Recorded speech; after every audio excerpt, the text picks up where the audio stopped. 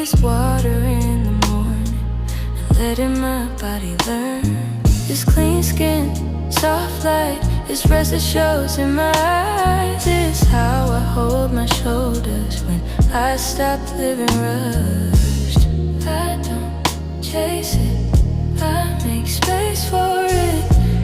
Greetings. This is your girl, Bolanile Patterson, and this is another episode of Elephant in the Room. Today we're going to talk about something that, a lot of health and wellness gurus and people are starting to be more conscious about doing the inner work and mental health awareness and how to deal with the traumas and heal through the traumas, not avoid the traumas and not live in the traumas. But oftentimes we find ourselves with certain patterns that we actually keep repeating because we haven't addressed the toxic patterns or trauma, right? So, again, is a toxic family pattern keeping you stuck? These are real conversations and real healing. Greetings, everyone. I'm Bolanile Patterson, founder of Women Healing Globally International, and welcome to another episode of Elephant in the Room. So again, today I wanted to talk about something that can follow us from childhood into adulthood. At least for myself. I don't know if you guys have mastered yourselves to the degree, but I certainly have not. And it's growth for me is a continual interpretation of one's time, of what they consider tools they use, I guess, right? So I just choose to use tools of therapy, grounding, affirmations, mirror, looking at myself and saying, hey, how am I showing up for myself today, right? Prayer, meditation, those type of things. But I wanted to go down deep because a lot of you kind of know some of my story. I was born in New York, raised in Chicago. I happened to be one who had some interaction with my mom, but I was raised primarily in foster care. And so I developed some certain patterns and things that didn't have my dad till later on in life. So I ended up developing some patterns, some to my highest good and some not so much. But nevertheless, I like to be transparent because as I take you on this journey with me, this healing journey that I hope that you are in collaboration with for your own personal growth and development, I like to be vulnerable to share some things that are really uncomfortable for a lot of people to share with one another. And I'm not saying it is supposed to be meant your deepest, darkest secrets are supposed to be shared, with me or with everybody. You have to really pick and choose because I hold this information as sacred. So when I have meetings for women and my safe place meetings and things like that, it really is about holding a space for us to be vulnerable, to not be judged, and to share on how and what was tools we were given to help us get through whatever it is that we were going through, the traumas, the pains, the rejection, the abandonment, the whatever it might have been. What did you use to get through that? Your spirituality, right? Prayer. So what happens when the people who we were supposed to raise us weren't able to be there in the ways we might have needed them to be? Maybe addiction or alcoholism was involved. Maybe there were mental health challenges or unresolved trauma. Foster care, as I mentioned, physical absence, or parents who were physically present but emotionally unavailable, or they just didn't have the capacity. Sometimes we grow up and discover that what we thought was simply our personality was actually just adaptation. What we called normal may have simply been what we repeated and saw. And some of what we searched for in these relationships as adults may have been connected to something that we were missing long before we ever met those people. That is the elephant in the room. And here's why I say that. I know something about growing up without parents. I share my journey. I hope that it resonates with someone, to not have the maybe ideal or proper guidance through people who the traditional route of having a two-parent household. A lot of us grew up just with a one-parent household. And then a lot of us grow up in, I hate to call it lack of a better word, but homes or foster homes or state facilities, or you know what I'm saying? So this is the truth of what has happened when the American family has broke down, right? And as I mentioned, I was raised in foster homes. It's nothing that I'm ashamed of. It has molded a lot of who I am today, and have a really kind of grace and mercy for and respect for not only myself, but for people who do have parents, and I have an empathy for ones who have not, because I can connect with that. Looking back, I can see how not having my parents consistently present influenced some of my choices I made as a young adult. That's not an excuse, because at some point, children watch, they absorb, they adapt. That's just why I talk about the 9 dimensions. We talk about environment, social, emotional, economical, intellectual, spiritual. All of these pieces are being developed as we are in our youth, right? And how we come out on the other side is kind of yet to be determined until we have more adult experiences under our belt, right? I remember being a little girl and being sent to the store with a note to buy cigarettes. I remember that. This is back in the day when they write a note, 50 cent, when penny candy was around, that type of thing. They would write a note. You went to the corner store, you came back, and they entrusted you to bring those cigarettes back. And of course, their change. And you come back in one piece. That was part of the environment I knew. And later in my own life, I ended up smoking cigarettes, right? Did my childhood predetermine that choice? Not necessarily. But today I can ask, what was modeled for me? What did I normalize? What did I carry forward without realizing I was actually carrying it? Because once we recognize a pattern, we have an opportunity to decide whether we want to continue it.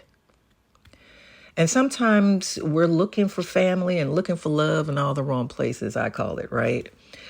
I've also had to examine how much of my life was spent searching for family, belonging, and love. I've been married more than once.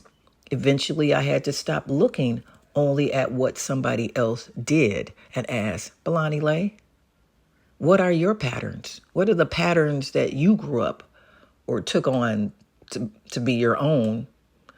Maybe they were improperly placed somehow, What were you looking for? What were you trying to replace or heal? What were you even trying to avoid, fight or flight? What did love, and I like agape love better, what did agape love mean to you?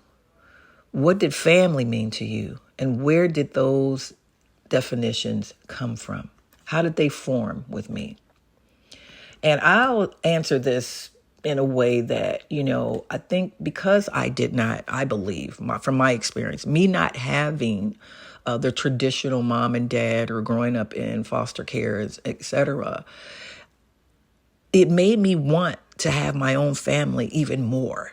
It kind of like, I just got to have a family, and they used to talk about the examples like the 2.5 kids and the white picket fence. And I literally grew up with that mindset. I was going to have my own family. I was going to be married, and I was going to have my kids, and me and my husband and my kids were going to run off into the abyss and live happily ever after. Well, that didn't happen. a lot of disappointment, a lot of heartbreak. Sometimes addiction was part of that demise of our family. Sometimes mental health was part of the demise of the family that I was seeking. And sometimes I just wasn't chosen. And that's okay too. And I don't mean that in the negative, because what it has taught me is resilience. It's taught me that I have continued to smile despite. It's taught me how to forgive myself and others. It's taught me to be determined, and it's taught me to want to break any generational traumatic conditions or toxic patterns within myself, so that I leave my offspring, my children, now adult children, something better when I pass on the torch and I form into something else back into the universe once this flesh is gone, right? But I want to leave my children off better than when they came here through me, through the womb, right? I want to be able to say, and them to say, Mom, my mom did better and better each time. She did the work. She didn't stay stuck. She acknowledged us. She acknowledged what errors she made, and she made correction, and she did better in life as a whole being.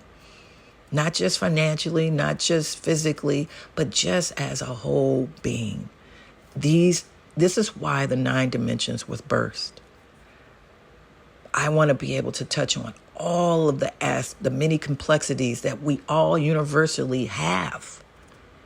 We experience having emotions. We experience having, learning about social wellness. We experience about environment, and we cultivate things and habits and patterns in our environment, in our home life, right? We experience our intellectual prowess and how we think about stuff and form our own opinions and things like that, right? We experience how we handle our finances, right?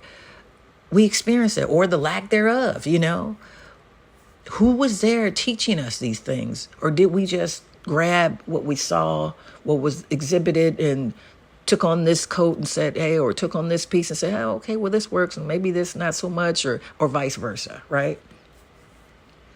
And so, family became my mission to have this. This is what I wanted. So those questions aren't always comfortable, but they're necessary. And if we're serious about doing the inner work, survival can become a lifestyle. As I become older, or wiser, I hate to say older, and especially after becoming a parent myself, I began to understand my parents differently. My mother and my father had different stories. My mother experienced serious mental health challenges. My father wasn't consistently present in my childhood.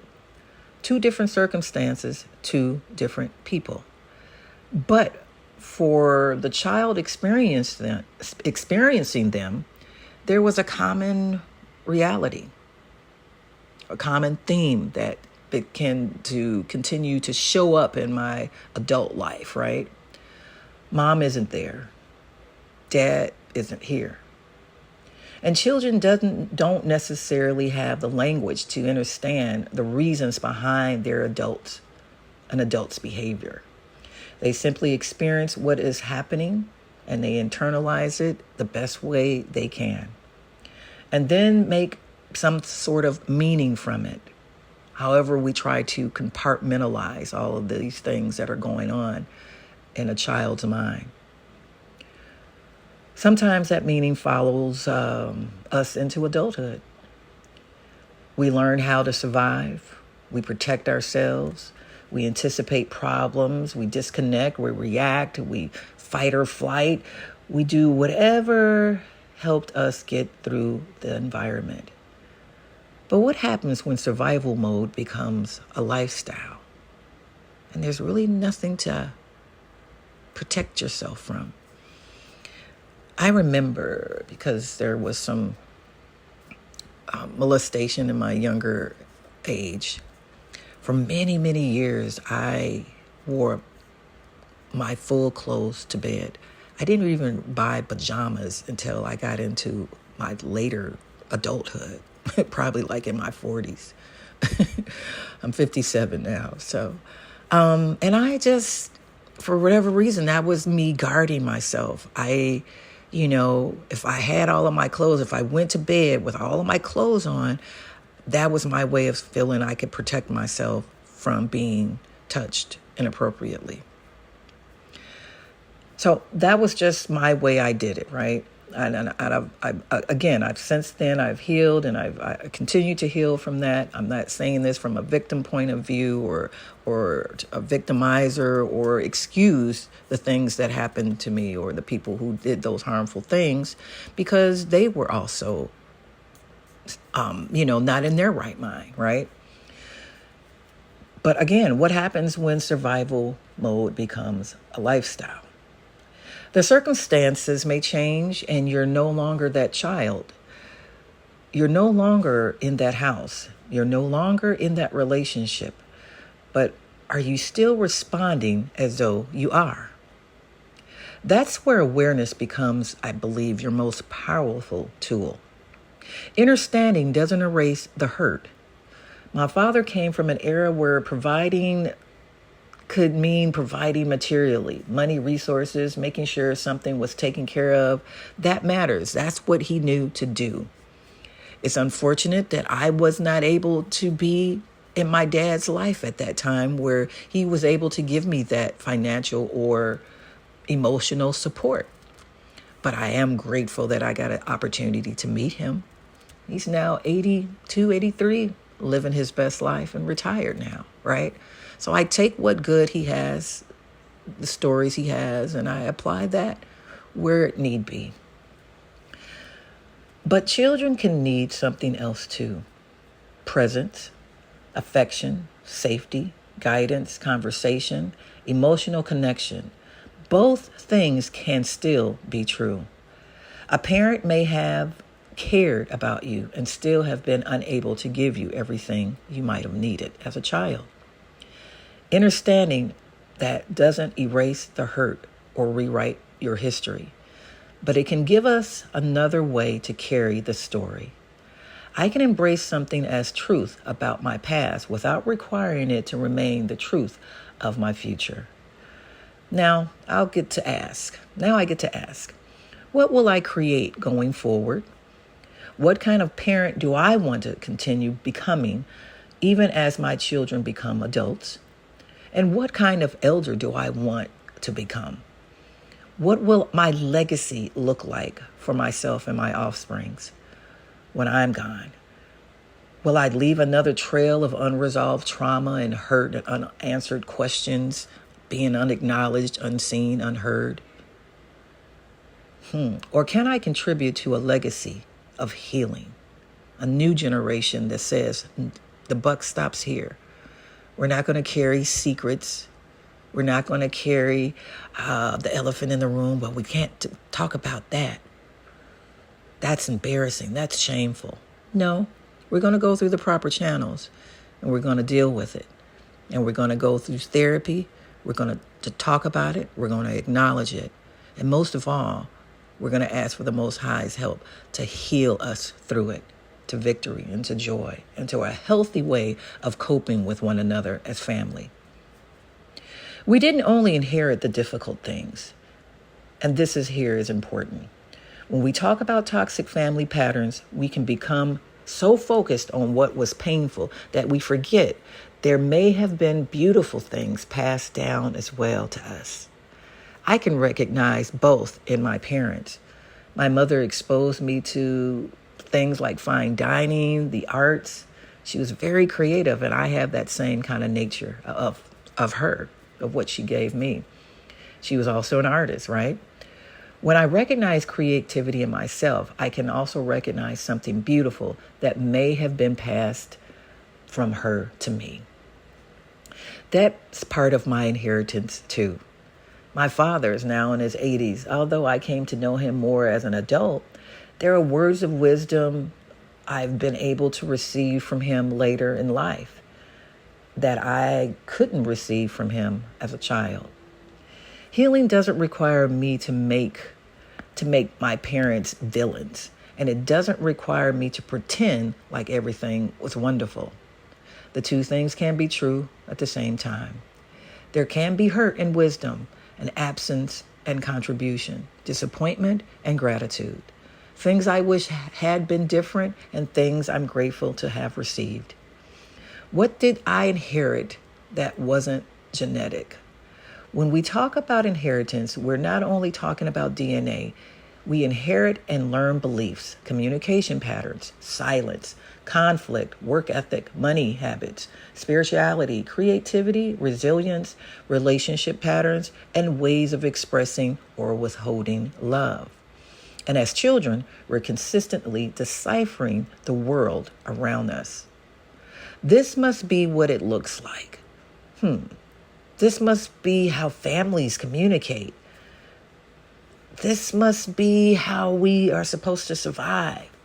And then suddenly you're in your 20s, 30s, 40s, 50s, and 60s, baby, and still living from the conclusion you reached or an adaptation you developed when you were 8 years old. So here's today's elephant. Are you living according to who you are today, or according to who you learned you had to become to survive yesterday, or as a child, maybe even? And maybe the next question is, what do you choose to carry forward? Keep the creativity, keep the wisdom, keep the resilience, and keep the traditions that have helped to nourish and mold you. Keep the love that was genuine. And then look at what no longer serves the person you're becoming. Because healing isn't just about identifying what happened to us. It's about recognizing what we're carrying and intentionally deciding what continues with us on this journey. Interrupt the cycle and heal at the root, and ask yourself, who are you coming to be? I'm coming to be me, the best me, the Bolanile me, the greatest version of me, the healed me, the whole me, the joyous me. I'm Bolanile Patterson, founder of Women Healing Globally International. And this has been another Elephant in the Room, real conversations for real healing. If you're looking to connect or collaborate with your girl, you can reach me. Link is in the bio. Until next time, may you continue to be well and prosperous. Ahala.